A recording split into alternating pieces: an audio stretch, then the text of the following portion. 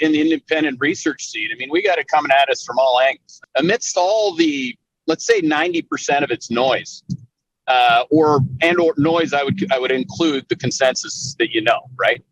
It's the 10% or 5% or 1% of things like Yosa's point that you don't know that you might get from Hedgeye Nation, you might get from a hater on Twitter, actually. You might get from, you never know where it's going to come from. Institutional subscribers, of course, dig that stuff up all the time because they're doing their own deep dives, ostensibly, and in many cases, obviously.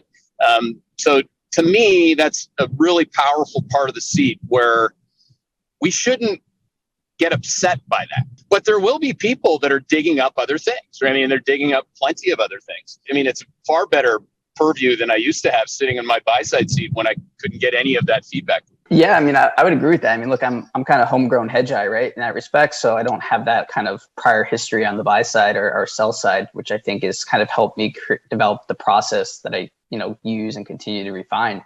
I mean, there's a lot of noise out there. There's always going to be noise. I think, from at least my process, what I focus on is to focus on what I think is going to drive the stocks, right? Focusing on what matters the most.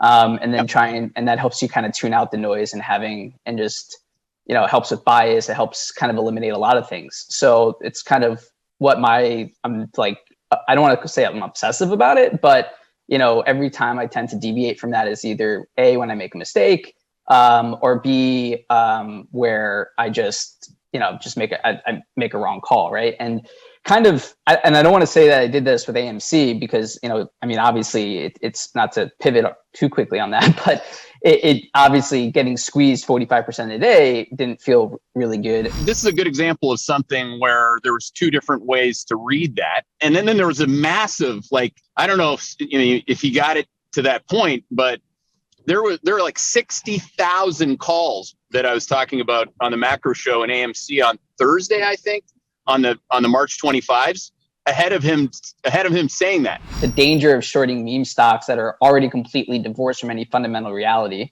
which I'm fully aware of.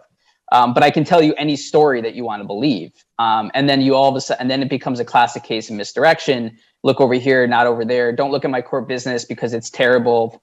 Forget the fact that we're going to have a bad Q1, that we're going into quad 4 and Q2. And then by the way, not only already detached from fundamental reality, but now I'm actively diversifying away. And so then it just becomes a very risky proposition as a short seller to hold on to that because you don't know what he's going to do.